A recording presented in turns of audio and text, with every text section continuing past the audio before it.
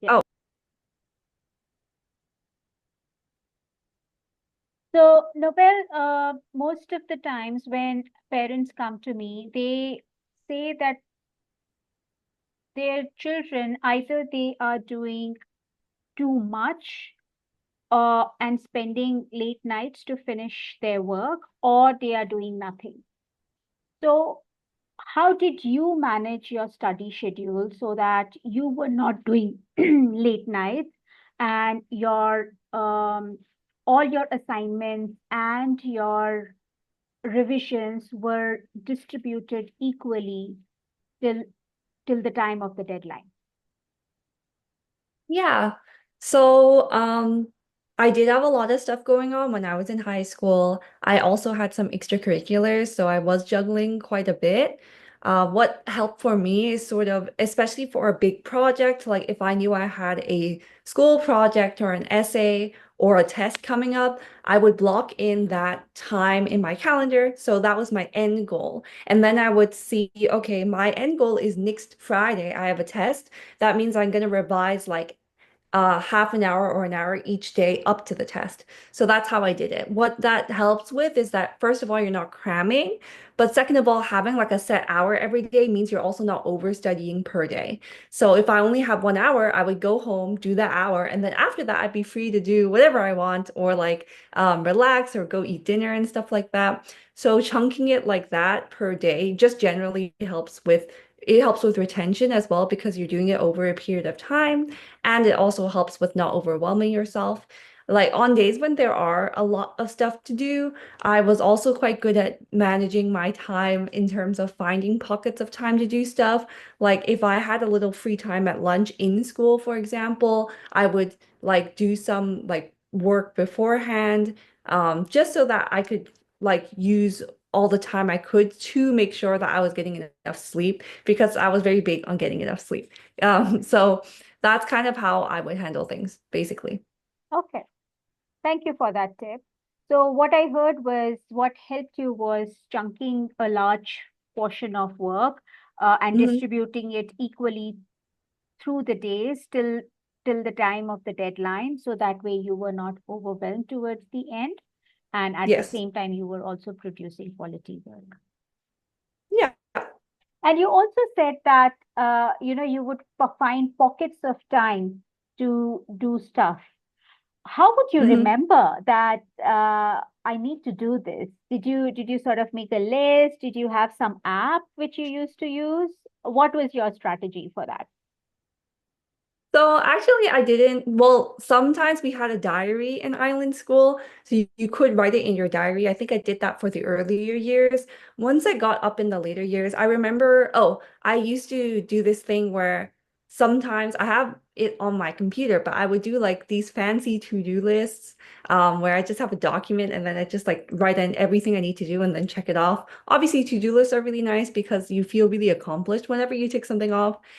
It gives you like a burst of endorphins. So it's really good and it's really nice to keep you organized. I think a calendar, I use my phone calendar. Just it's very basic. You don't need to do anything fancy. You just put in your assignments and then you can see Google Calendar is also quite a good one because you can color code it, which I do like. But basically, I usually just use like basic calendars or to-do lists, nothing too fancy, but just as long as you have that kind of in your mind, then it's like very easy to keep on track of what you're doing. Thank you, Nobel. So my next question is, especially in higher classes like IB or GCSE, although it has been some time for you, but there are a lot of subjects, right? And there are a lot of assessments and assignments. How did you stay on top of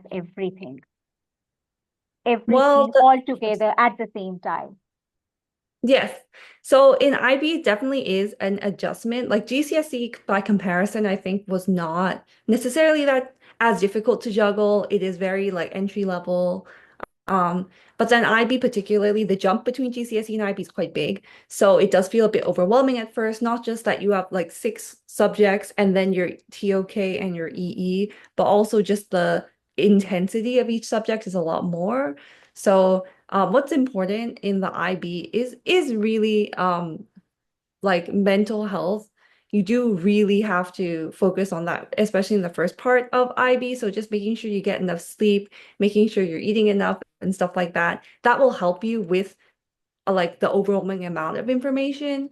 Another thing is to take notes. Like that's a very basic suggestion. I feel like some people still don't do it, but like I had a book for each subject, and so it was kind of nice. I could have all of my information for each subject in a specific place, so I could flip back and look through it.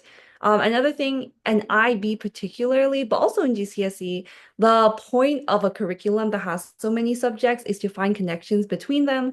So what helped me with, for example, I was taking business, higher management. I did not like business at all. It was not personal to me. I was not a business person. But what helped me get engaged in that subject when I didn't really like that subject was to find connections to subjects that I did like. So finding like, oh, business, there's some math in there. I did enjoy some parts of math. Oh, there's some like essay writing. I do like writing essays. So finding those connections will really help you, and it will make you feel like you're learning less at the same time because you're like, oh, this is all connected.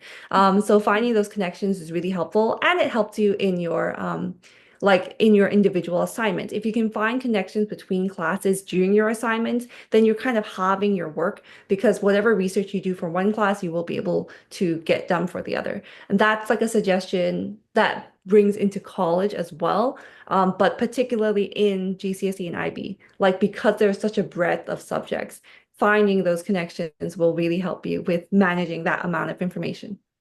Hmm. Actually, what that was one of the questions that I was thinking of asking you, that what do you do when you don't like the subject? Because Oh, we all have those subjects. So I guess what you just said, basically you answered that question, that if you find connection with things that you like, then it mhm. becomes easier to go through that subject. Definitely. Yeah. They're definitely, and also just like I think finding things that you like in the physical classroom. So I really didn't like business, but like I did have a friend in that class, and that helped me kind of enjoy going there more, and being in a better mood when you're in the class space actually helps you enjoy the lesson more. If you're always in a bad mood when you're in the lesson, you're never going to enjoy it. So Hmm. even small things like giving yourself a little treat after your class or before your class, like trying to condition yourself into liking the area will help you like the actual subject more, or at the very least be less moody about it. So it's not impossible to overcome that hurdle. It's actually quite easy. You just need to do a little bit of work and a little mindset shift, and that's it. Well, I hope some of the youngsters are listening to this, because it is hard. You make it sound very easy, but some people do find it very hard, especially Mhm, when it's subjects like that they don't like. Like when I was growing up, I did not like maths, but fortunately, I found someone in my neighborhood who used to love maths, and she helped make maths easy for me. She explained it mhm. so well that eventually I started enjoying it, and algebra actually became one of my strong points from a very weak point. Wow. Yeah. Okay. All right. So, speaking of studies, one of the main things, uh, people say that if you have good notes, it becomes easy to revise for exams. Mhm. And people also say that if you make notes consistently, then that helps you towards uh, better revision. How did you make notes? Because one is taking down notes during the lecture in the class, and then doing additional research of your own and making your own notes. And then it's about integrating them. So, what was your strategy to make notes? Yeah. So I did take notes. I'm a big handwriter, although I think cognitively there's no difference between computer and handwriting, so you can choose whichever one. But I did take notes every class. I think in class notes, like the tip for that really is to write down only the most important things and to find shorthands for things like specific subject terminology. That way, you're not wasting time writing out stuff because you will miss stuff. Some teachers speak very fast. Mm. And also making sure your notes are organized. So it doesn't have to be neat. I know there's a lot of really beautiful pictures of people with beautiful handwriting. It does not actually have to be that beautiful. It just has to be something that makes sense personally to you. So instead of adopting someone else's note-taking style, I always recommend people to sort of experiment until they find something that is easy to read for them and works for them. And then as for how you kind of synthesize that, so when I revise, I do revise from my notes, which makes my notes very important. I know that, so that when I do that in class, I'm more careful maybe than some other people. And I like to do like a double note-taking process. So from my notes, I write it up again, but take only the important parts from my notes as well. So in that double process, you're sort of relearning all the stuff that you did because you're rereading and rewriting, but you're also reorganizing your thoughts. So it's sort of like a way to um, relearn the syllabus without it being very static. It's a very active way of doing it. So note taking as well. It's a good revision strategy. Um, but also in general, like skimming your notes once in a while to just refresh your memory is a really good way to, it's a very short but kind of effective way to just revise. Like if you're on the bus and you're like, oh, I forgot this subject in math, you can just like reread the section and it will just kind of refresh your memory and help it transition into long-term memory, hopefully in the future. But yeah, those are some note-taking tips. So, if you were to summarize in 3 steps how you make your own notes, what would those steps be? Number one, number two, number Okay. So in three, do you mean in class or like on my own? all together. So, number one, you take notes Oh yeah. while the teacher is speaking, and then what do you do? Yeah, so number one, you take notes when the teacher is speaking. Number two, you can cross-reference the notes with the textbook or any other additional materials to check whether you've missed anything or there's anything that needs to be expanded upon. So that's like note revision. And then number three is the retaking notes part. And this is, happens like before an exam or before like you need to memorize it. So just copying down your notes again. And what I do is I change the medium. If my notes were online, I would write them down on paper. If they were on paper, I would type them up online. The only reason I do that is just to make it feel like it's I don't know if it actually helps, but it helps me think that I'm doing something different. Hmm. And it helps me like reorganize the process of the notes easier because I'm literally doing it on a different medium. So that's the 3 steps.